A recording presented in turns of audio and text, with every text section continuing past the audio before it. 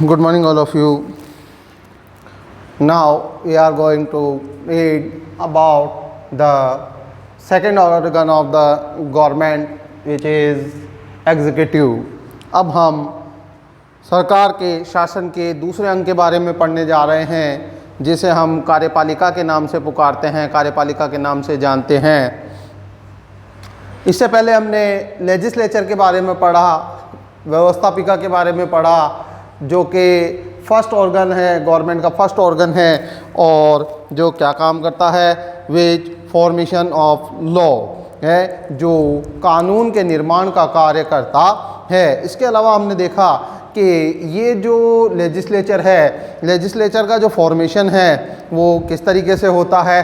तो यहाँ पर हमने लेजिस्लेचर के फॉर्मेशन के बारे में जब बात की थी तो उसमें हमने देखा था, अकॉर्डिंग टू इंडियन लेजिस्लेचर, भारतीय जब व्यवस्थापिका की हमने बात की थी तो उसमें हमने देखा था कि प्रेसिडेंट और जो टू हाउसेज मीन्स लोकसभा और राज्यसभा, यानी कि राष्ट्रपति और लोकसभा और राज्यसभा मिलकर जो है किसका निर्माण करते हैं, लेजिस्लेचर का निर्माण करते हैं। ये legislature, Indian legislature which is now as parliament, जो कि पार्लियामेंट या संसद के नाम से पुकारी जाती है।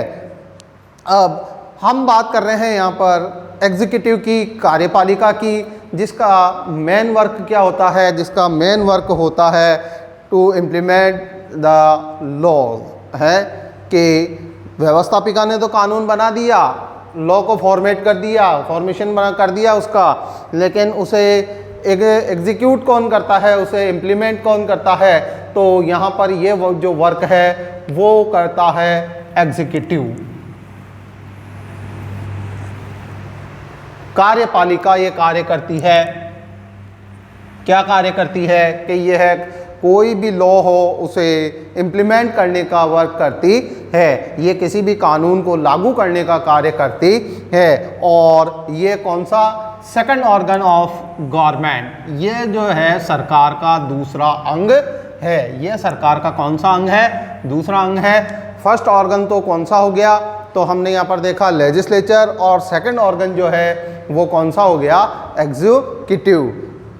अब हम जब इसके फॉर्मेशन की बात करते हैं, फॉर्मेशन ऑफ एग्जीक्यूटिव की बात करते हैं, कार्यपालिका के निर्माण की बात करते हैं, तो मेनली इनमें तीन पार्ट देखने को मिलते हैं। Three organ of executive, three organ of executive is president, prime minister and council of minister.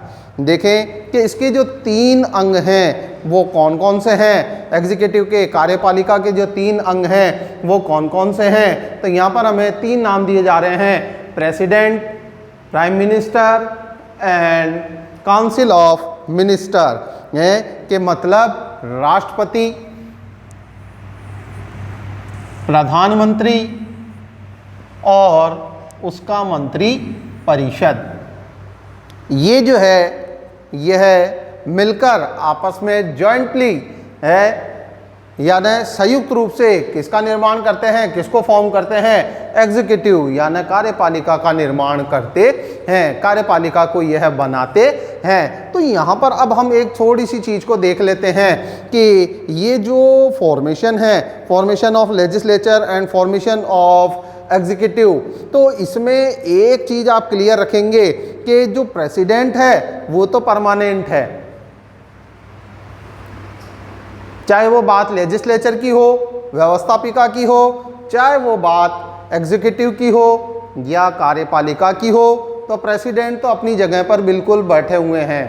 राष्ट्रपति महोदय कहीं नहीं गए हैं, यहीं पर बैठे हुए हैं, चाहे वो एग्जीक्यूटिव के मेंबर हों, चाहे वो लेजिस्लेचर के मेंबर हों, वो मेंबर दोनों में ही हैं, सदस्य दोनों के ही हैं। ठीक है, अब बात आती है यहाँ पर, जब हम लेजिस्लेचर की बात करते हैं, व्यवस्थापिका की बात करते हैं, तो वहाँ पर टू हाउसेज आ जाते हैं, दो सदन आ जाते हैं, लोकसभा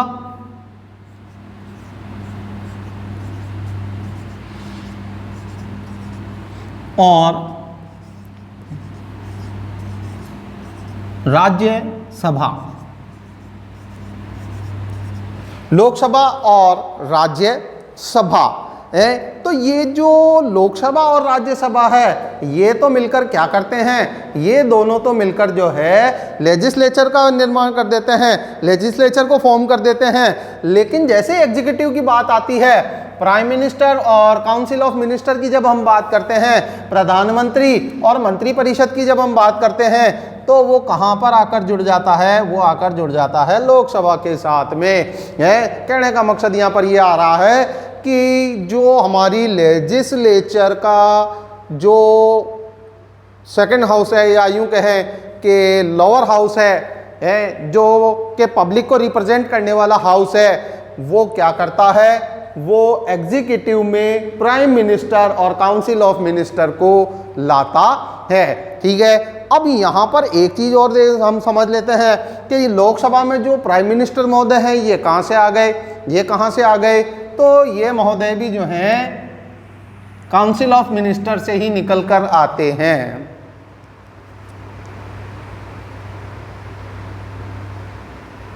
कैसे निकल कर आते हैं, तो यहाँ पर देखेंगे हम कि जब इलेक्शन होते हैं, जब निर्वाचन होते हैं, तो फिर क्या होता है कि जो कैंडिडेट्स हैं उनको इलेक्ट किया जाता है, चुना जाता है। ठीक है, चुनकर ये सारे के सारे जो मेंबर्स हैं कहाँ पहुँच जाते हैं, पार्लियामेंट में पहुँच जाते हैं, संसद में पहुँच जाते हैं। और वहाँ पर फिर क्या होता है कि जो मेजॉरिटी बोलती है, जो बहुमत बोलता है, उसी के अकॉर्डिंग एक मेंबर को किस रूप में, किस फॉर्म में, प्राइम मिनिस्टर के रूप में, प्राइम मिनिस्टर के फॉर्म में जो है उसको अपॉइंट कर दिया जाता है। इसके बारे में हम आगे पढ़ेंगे।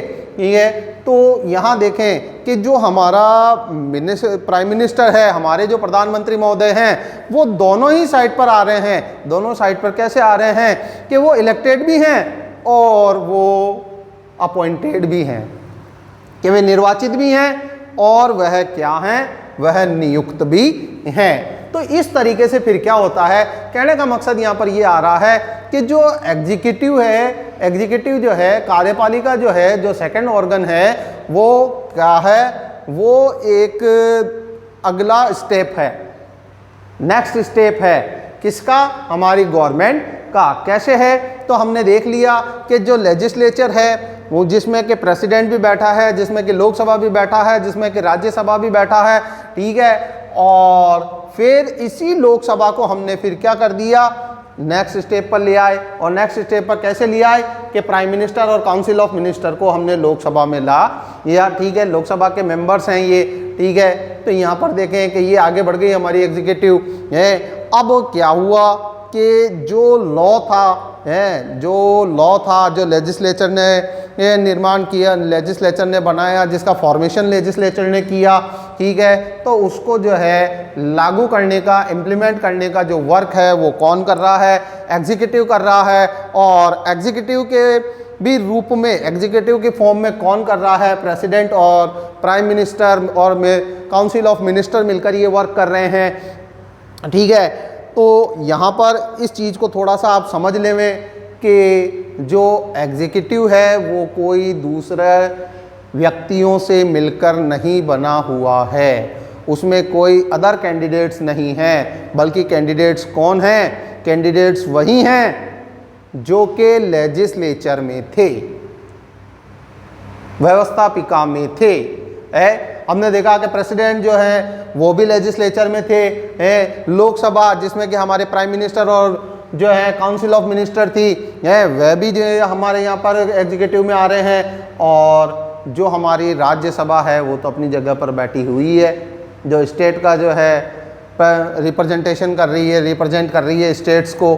तो यहाँ पर देखें कि इस तरीके से जो है हमारे किसका, एग्जीक्यूटिव का जो है फॉर्मेशन होता है, निर्माण होता है कि प्रधानमंत्री, मंत्रिपरिषद और राष्ट्रपति मिलकर जो है हमारे किसका निर्माण करते हैं, कार्यपालिका का निर्माण करते हैं। अब यहाँ पर एक चीज़ निकल कर आ रही है कि ये जो एग्जीक्यूटिव है ये फंक्शन कैसे करती है, how to work.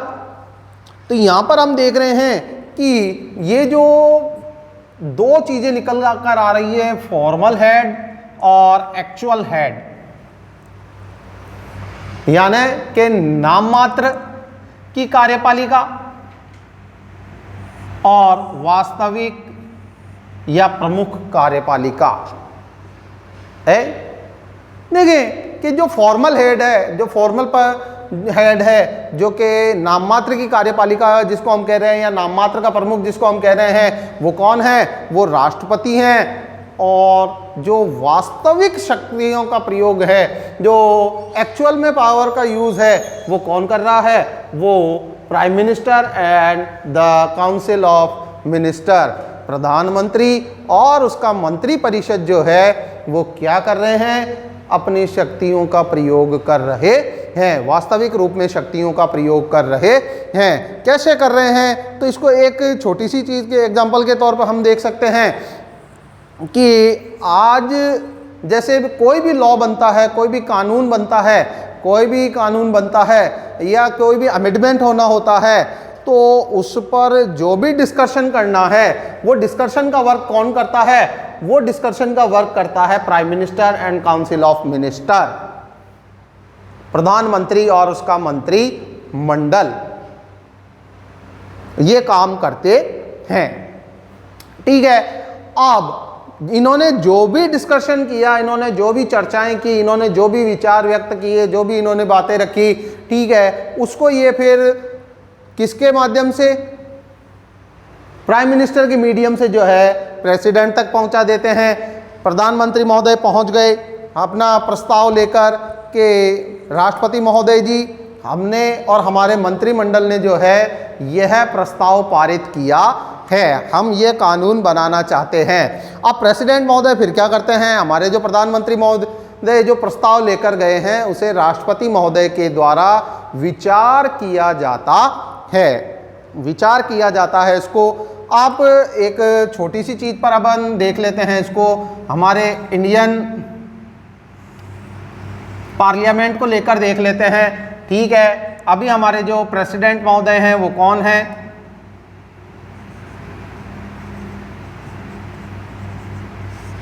Ramnath Kovind. हमारे प्राइम मिनिस्टर जो हैं वो कौन हैं? नरेंद्र दामोदर दास मोदी। ठीक है। अब यहां पर इस चीज को हम समझने की कोशिश करेंगे कि जो हमारे राष्ट्रपति महोदय हैं, पावर तो इनके पास में है, पावर तो इनके पास में है, लेकिन वो कैसी है? वो फॉर्मल है, नाम मात्र की है। वो क्या कर सकते हैं? केवल हमारे नरेंद्र मोदी को ये बोल सकते हैं कि भाई ये कानून बनाया जाना चाहिए, so and so low form है कि यह कानून बनाया जाना चाहिए। अब जो काम करना है, जो एक्चुअल में वर्क करना है, वो कौन करेगा? नरेंद्र मोदी जी करेंगे। कैसे करेंगे? कि वो अपने मंत्रिमंडल की एक सभा बुलाएंगे, एक बैठक बुलाएंगे और प्रस्ताव को रखेंगे कि भाई ये इस तरीके का कानून बनाया जाना है, सच एंड सच जो लॉ है उसको फॉर्म करना है। तो फिर ठीक है, मंत्रिमंडल फिर अपने अपने विचार रखेगा। मंत्रिमंडल जो है, काउंसिल ऑफ मिनिस्टर जो है, वो क्या करेगा? अपने अपने विचारों को रखेगा, अपने अपने सजेशन देगा, अपने अपने व्यूज़ देगा और उन according to views, according to suggestions फिर नरेंद्र मोदी महोदय क्या करेंगे? हमारे जो प्रधानमंत्री महोदय हैं, इन विचारों को लेकर जो भी इनके चर्चा हुई है, जो भी इनके फैसले हुए हैं, जो भी इनके सभाओं में तय हुआ है, उसको ये कहाँ तक ले जाएंगे? उसको ये प्रेसिडेंट तक ले जाएंगे, रामनाथ कोविंद तक ले जाएंगे और फिर वो इन पर विचार करते हुए इसको क्या करेंगे? एग्जीक्यूट करेंगे, लागू कर देंगे। तो ये एक प्रोसेस होती है, ये एक प्रोसेस होती है, ये जिसको हम संसदीय भाषा में ये कहें कि वाचन, वाचन इसको कहा जाता है। प्रथम वाचन, द्वितीय वाचन, तृतीय वाचन, इस तरीके से अलग अलग वाचन होते हैं जिसके माध्यम से कोई कानून जो है हम तक पहुंच पाता है। तो यहाँ पर देखें कि रामनाथ कोविंद महोदय जो हैं, जो हमारे राष्ट्रपति हैं, प्रेसिडेंट हैं, अगर वो चाहे तो वो अकेले कानून नहीं बना सकते हैं। इसके लिए उनको किस पर डिपेंड होना पड़ेगा? नरेंद्र मोदी प्राइम मिनिस्टर पर डिपेंड होना पड़ेगा। आई बात में। तो यहाँ पर एक चीज़ ये देख रहे हैं हम कि जो प्रेसिडेंट है वो कैसा है? वो फॉर्मल हेड है, कॉन्स्टिट्यूशनल हेड है ये। और एक्चुअल हेड की जब हम बात करते हैं, एक्चुअल हेड की हम बात करते हैं, वास्तविक शक्तियों के प्रयोग करने वाले की जब हम बात करते हैं, वास्तविक प्रमुख की जब हम बात करते हैं, तो यहाँ पर जो वास्तविक प्रमुख है वो कौन है? प्राइम मिनिस्टर और उनका काउंसिल ऑफ मिनिस्टर, यानी उनका मंत्री मंडल जो है वो वास्तव में शक्तियों का प्रयोग करता है। कौन सी शक्तियों का प्रयोग करता है? एग्जीक्यूटिव पावर्स, कार्यपालिकाई शक्तियों का प्रयोग करता है। चाहे छोटे से छोटा हो या बड़े से बड़ा हो, जो प्रेसिडेंट है वो क्या करता है? एडवाइस लेता है और अकॉर्डिंग टू एडवाइस ही वर्क करता है, वो सेल्फ डिसीजन नहीं ले सकता है। नेक्स्ट आता है president, the constitutional head of executive, के कार्यपालिका का संवैधानिक प्रमुख कौन होता है? कार्यपालिका का संवैधानिक प्रमुख कौन होता है? Who is the constitutional head of executive then president. जो राष्ट्रपति है वो कार्यपालिका का प्रमुख होता है, संवैधानिक प्रमुख होता है। अकॉर्डिंग टू इंडियन कॉन्स्टिट्यूशन, भारतीय संविधान के अनुसार, भारतीय संविधान का कौन सा अनुच्छेद है? Which article? Then article 52 is describe that an office of the president in India, कि भारत में किसका एक पद होगा? राष्ट्रपति का एक पद होगा, कि भारत में राष्ट्रपति का एक पद होगा। इस बात की चर्चा हमसे कौन कर रहा है? इस बात की चर्चा हमसे हमारे भारतीय संविधान का अनुच्छेद 52 कर रहा है कि क्या होगा? राष्ट्रपति का एक पद होगा। नेक्स्ट आता है आर्टिकल 53, अनुच्छेद 53, आर्टिकल 53, जो क्या बात कह रहा है? The whole executive powers are laid in the hand of president which use himself or subordinate, के अनुच्छेद 53 क्या कह रहा है कि जो कार्यपालिका की समस्त शक्तियां हैं, कार्यपालिका की जितनी भी शक्तियां हैं वो किसके हाथों में होगी? वो राष्ट्रपति के हाथों में होगी, जिनका प्रयोग या तो वह स्वयं करेगा या अपने अधीनस्थ कर्मचारियों के माध्यम से करवाएगा, अपने अधीन आने वाले कर्मचारियों के माध्यम से करवाएगा कि भैया ऐसा ऐसा काम करना है, ये करना है, वो करना है। जो भी उसको करना है वो किसके द्वारा? या तो वो खुद ही सेल्फ डिसीजन लेकर करेगा या वो अपने अधीनस्थ कर्मचारियों के माध्यम से करवाएगा। ये बात कौन कह रहा है? ये बात हमें कह रहा है हमारा आर्टिकल 53, हमारे भारतीय संविधान का अनुच्छेद 53। अब देख रहे हैं हम यहाँ पर कि जैसा कि हमने जब लेजिस्लेचर के बारे में बात की थी, जब हम जो है लोकसभा के बारे में बात कर रहे थे, तो हमने कुछ क्वालिफिकेशंस देखी थी कि सच एंड सच पर्सन में जो है क्वालिटीज़ होनी चाहिए, क्वालिफिकेशन होनी चाहिए, जिसके अकॉर्डिंग वो लोकसभा का मेंबर बन सकता है। तो अब यहाँ पर राष्ट्रपति जैसा पद भी हम जो है क्या हर किसी व्यक्ति को दे दें? नहीं, उसके लिए भी क्या की गई है? उसके लिए भी कुछ क्वालिफिकेशन रखी गई है, कुछ योग्यताओं का वर्णन किया गया है। अब यहाँ पर ये योग्यताएं कौन सी हैं? तो सबसे पहली जो क्वालिफिकेशन आ रही है, सबसे पहली जो योग्यता आ रही है वो आ रही है सिटीजन ऑफ इंडिया। भैया कोई भी मेंबर हो, कोई भी सदस्य हो, कोई भी व्यक्ति हो, चाहे वो राष्ट्रपति बनना चाहता है, चाहे वो प्रधानमंत्री बनना चाहता है, चाहे वो छोटे से छोटे वार्ड मेंबर भी अगर बनना चाहता है, तो सबसे पहली जो क्वालिफिकेशन है वो क्या है? इसके लिए सबसे पहली जो क्वालिफिकेशन है वो ये है कि he should be citizen of India, कि वह भारत का नागरिक होना चाहिए। वो कहाँ का नागरिक होना चाहिए? वो भारत का नागरिक होना चाहिए। भारत का नागरिक होना चाहिए भैया। वो सबसे पहले तो ये नहीं कि भारत का तो व्यक्ति नागरिक ही नहीं है और वो जो है राष्ट्रपति बनने के लिए आ गया। डोनाल्ड ट्रंप कहे कि मेरे को इंडिया पसंद आ रहा है, मैं तो प्रेसिडेंट बनूंगा। No, it is not possible, ये संभव नहीं है। क्यों संभव नहीं है? क्योंकि वो भारत का नागरिक नहीं है। It does not rigid in India, है कि वह भारत में निवास नहीं करता है। वह कहाँ निवास करता है? वह अमेरिका में निवास करता है। अमेरिका का निवासी है तो अमेरिका का राष्ट्रपति बना बैठा है। अगर उसको रामनाथ कोविंद जी की सीट लेनी होती तो उसको पहले क्या होना होता? इंडियन जो हमारे मेंबरशिप है या यूँ कहूँ कि नागरिकता है वो उसके पास होनी चाहिए, सिटीजनशिप होनी चाहिए उसके पास में, है। तो यहाँ पर देखें कि सबसे पहली चीज़ जो निकल कर आ रही है, वेरी फर्स्ट जो क्वालिफिकेशन आ रही है वो क्या आ रही है? सिटीजन ऑफ इंडिया, है कि वह भारत का नागरिक होना चाहिए। अब ठीक है साहब, भारत का तो नागरिक हो गया तो क्या हर किसी को ही हम जो है राष्ट्रपति बना दें? क्या हर किसी को ही हम राष्ट्रपति बना दें? नहीं। तो हमने कह दिया कि भैया 35 साल या उससे अधिक की आयु का व्यक्ति होगा तो वो राष्ट्रपति बनेगा। अब यहाँ पर एक चीज़ देखें, कंपैरेटिवली स्टडी करते हुए चलें कि लोकसभा में अगर मेंबरशिप चाहिए तो 25 साल का व्यक्ति होना चाहिए।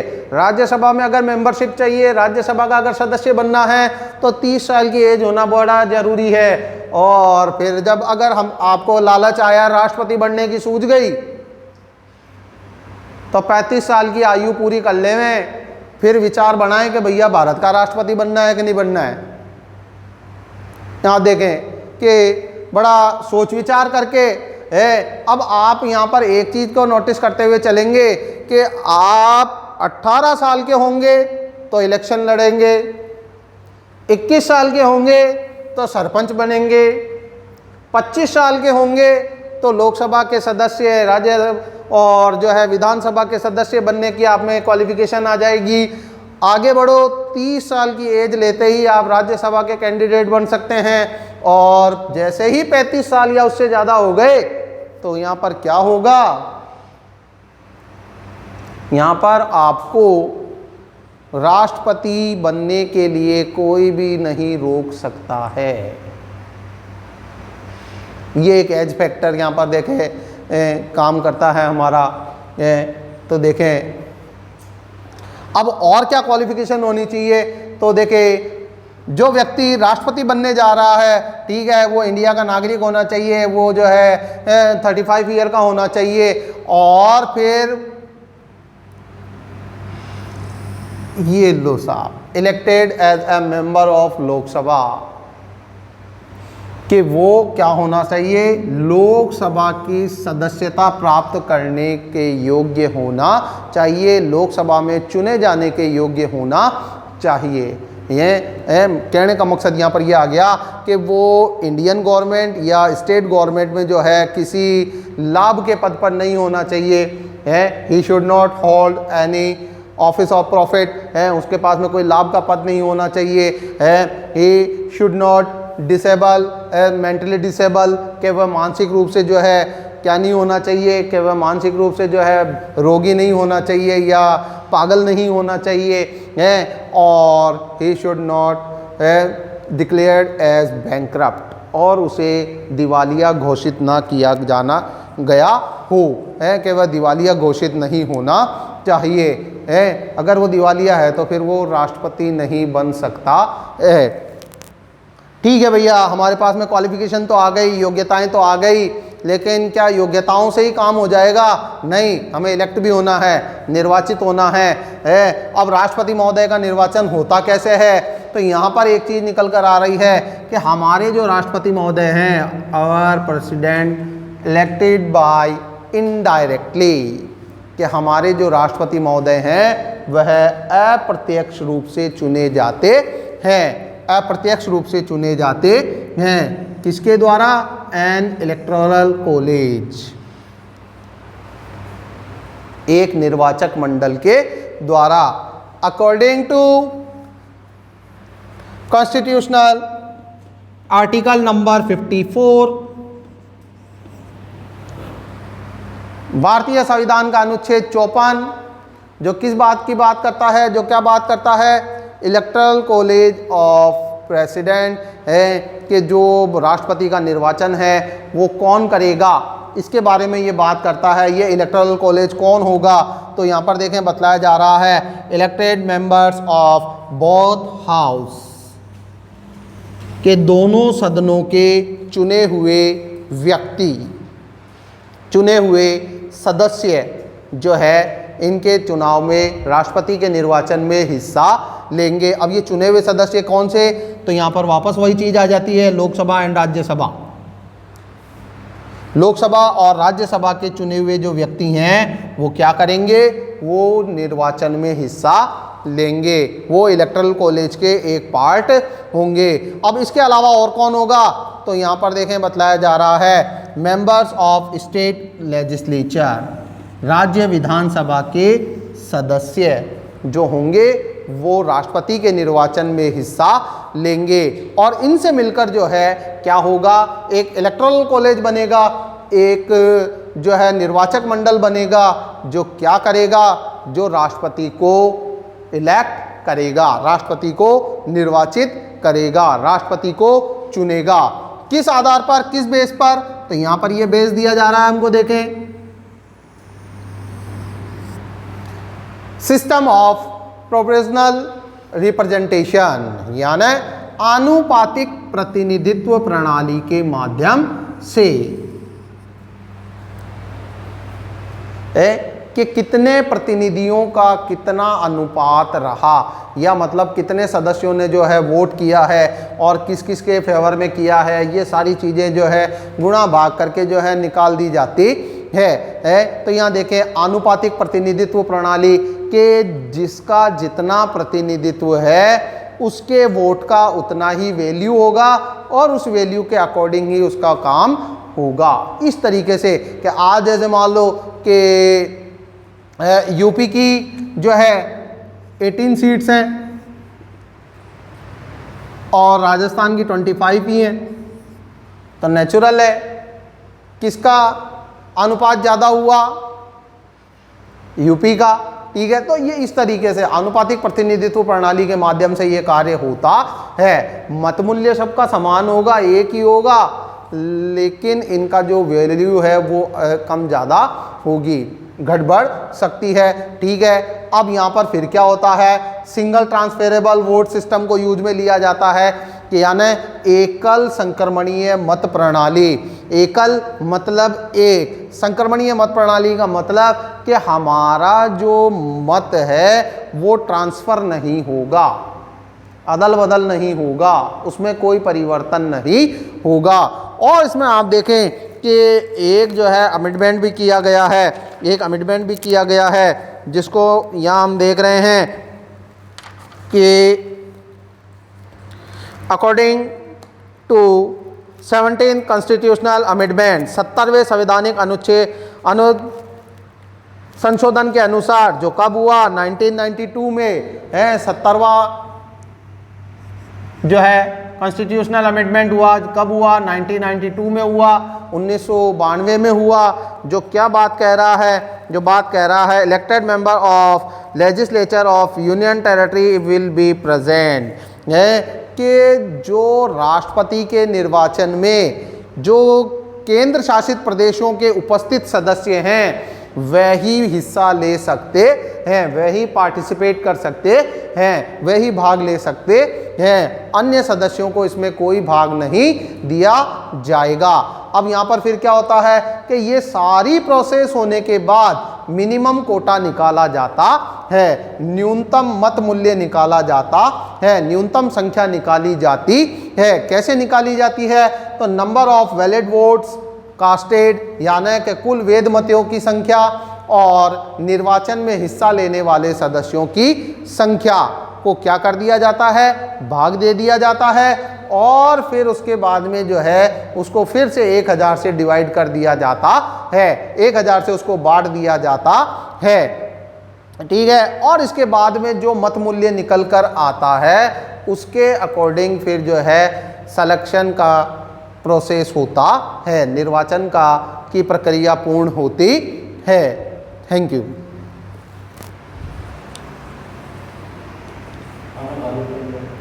से